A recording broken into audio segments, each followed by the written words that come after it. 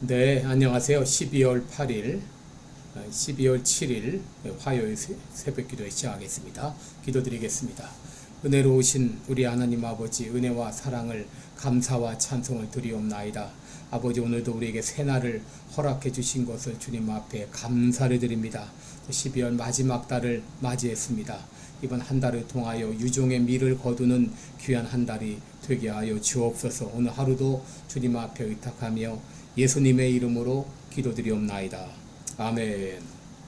네, 오늘 12월 6일입니다. 12월 6일 화요일입니다. 네, 우리 찬송가 457장입니다. 겟세마네 동산에 457장 부르겠습니다. 우리 예전 찬송가는 510장입니다. 457장. 겟세마네 동산에 주를 생각할 때에 근심이나 걱정은 외면할 수 있을까. 나를 항상 버리고 주를 따라가리라. 빌라도의 뜰에선 주를 생각할 때에 수치됨과 아픈 것 못 견딜 수 있을까. 길이 참고 묵묵히 주를 따라가리라. 갈보리 산 올라가 주를 생각할 때에 나의 받는 괴로움은 비교할 수 없으리. 십자가를 지고서 주를 따라가리라. 무덤에서 부활한 주를 생각할 때에 환난이나 죽음도 두려울 것 없으리. 승전가를 부르며 주를 따라가리라.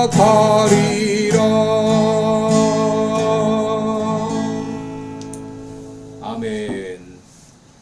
네, 우리 오늘은 고린도 후서 2장 1절로 4절까지 보겠습니다. 고린도 후서 2장 1절부터 4절까지 제가 봉독해 드립니다.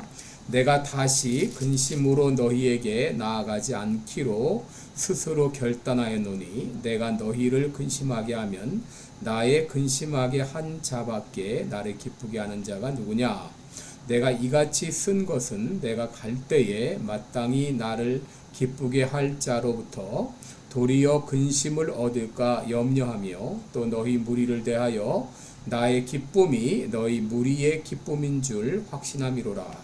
내가 큰 환난과 애통한 마음이 있어 많은 눈물로 너희에게 썼노니 이는 너희로 근심하게 하려 한 것이 아니요 오직 내가 너희를 향하여 넘치는 사랑이 있음을 너희로 알게 하려 함이라. 아멘. 네, 우리 오늘은 목회자의 마음 이런 제목으로 함께 말씀을 나누겠습니다.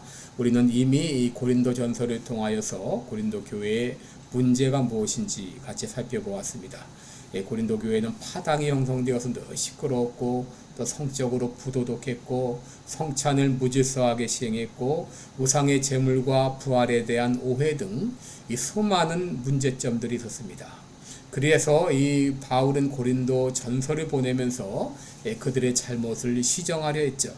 그런데 그들 중에 오히려 거짓 교사들의 유혹으로 바울을 배척하는 사람까지 생기게 되었습니다. 그래서 바울은 고린도 교회를 다시 방문하고자 했는데 사정상 방문은 하지 못하고 편지를 보내게 되었는데 그것이 바로 고린도 후서입니다. 그러면 왜 사도 바울은 고린도 이 교회를 방문하지 못했는가? 이것을 설명하면서 이 사도 바울이 고린도 교회 성도들을 얼마나 아끼고 사랑했는가, 이 바울의 심정을 배우게 됩니다. 여기서 우리들은 목회자의 심정, 목회자의 마음이 무엇인가를 배우게 됩니다. 목회자의 마음은 첫째로 성도들을 아끼는 마음입니다. 고린도후서 2장 1절에 보면 내가 다시 근심으로 너에게 나아가지 않기로 스스로 결단하였다라고 말합니다. 이 말의 의미는 고린도 교회에 더 이상 근심 걱정을 끼치지 않겠다 이 말입니다. 여러분, 이 말의 의미가 무엇입니까? 사도 바울은 고린도 전서를 보내서 그들의 잘못을 시정할 것을 촉구했습니다. 그런데 일부 교인들은 바울의 말에 순종하지 않았을 뿐 아니라 거짓 교사들의 유혹을 받아서 오히려 바울이 참 사도가 아니라는 이런 거짓 소문까지 퍼뜨리고 다닌 것이죠. 이런 말이 들렸을 때 사도 바울은 빨리 고린도 교회를 방문해서 그들의 잘못을 책망하고 시정하고 싶었을 것입니다. 그런데 바울은 그렇게 하지 않았습니다. 왜냐하면 그들을 사랑했기 때문입니다. 여러분, 고린도후서 1장 23절에 보면 바울이 고린도 교회를 방문하지 않은 것은 그들을 아꼈기 때문이다 라고 말합니다. 여기 아꼈다 이 말은 시간을 두고 회개하기를 기다린다 그런 말입니다. 이것은 고린도 교회를 방문해서 그들을 책망하는 대신 잘못을 스스로 깨닫고 본래의 신앙을 회복할 때까지 기다리겠다는 그런 말입니다. 여러분, 이것이 바로 바울이 가졌던 목회자의 심정이었습니다. 사무엘상 25장을 보게 되면 나발의 아내 아비가일이라는 여인이 나오는데 그의 남편 나발은 어리석은 사람이었습니다. 다윗의 군대가 오랫동안 나발의 양떼 주위에 머무르게 되었습니다. 이로 인하여서 나발의 모든 소유는 보호를 받을 수 있었습니다. 그러기에 그들은 이 나발은 마땅히 다윗 일행에게 고마움을 표시해야 했는데 고마움을 표하기는커녕 군사들의 식량을 도와달라는 다윗의 요청을 거절했습니다. 이때 다윗은 화가 나서 단숨에 나발을 죽이려 했지만 나발의 아내 아비가일이 지혜롭게 처신하여 다윗의 노를 삭히고 나발을 죽일 수 있는 길을 막아주었습니다. 만약 이때 다윗이 나발을 죽였다면 어떻게 되었을까요? 아마도 이스라엘의 왕이 되기는 어려웠을 것입니다. 여러분, 하나님이 그 길을 막아주신 것이죠. 여러분, 바울의 마음은 당장이라도 달려가서 마치 다윗과 같은 마음으로 그들을 책망하고 싶었지만 그러나 바울은 그렇게 하지 않고 그들이 스스로 깨우치고 돌아오기를 바랬습니다. 왜냐하면 그들을 아꼈기 때문이죠.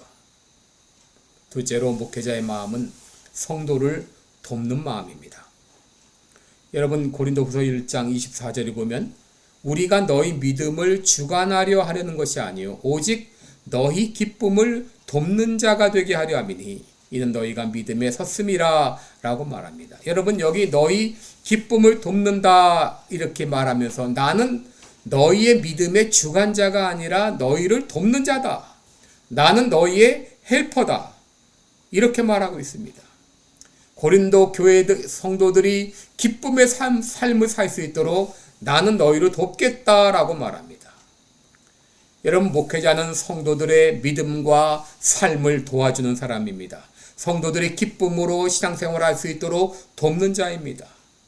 고린도후서 4장 5절을 보면 바울은 예수님을 위하여 우리가 너희의 종이 되었다라고 했습니다.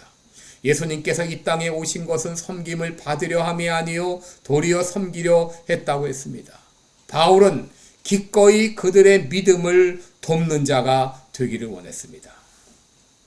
그렇다면 사도 바울은 그들을 어떻게 도우려 했는가? 그것은 그들 스스로 믿음에 설 수 있도록 도와주었다는 것이죠. 사실 당시 고린도 교회 교인들의 믿음은 약한 상태에 있었습니다. 그럼에도 바울은 내가 너희 믿음을 주관하려 하지 않는다. 나는 너희 기쁨을 돕는 자가 되길 원합니다. 왜냐하면 너희가 믿음에 섰기 때문이다 라고 말한 것이죠. 그들은 무조건적으로 도운 것이 아니라 스스로 믿음에 설 수 있도록 도와주었다고 하는 것이죠.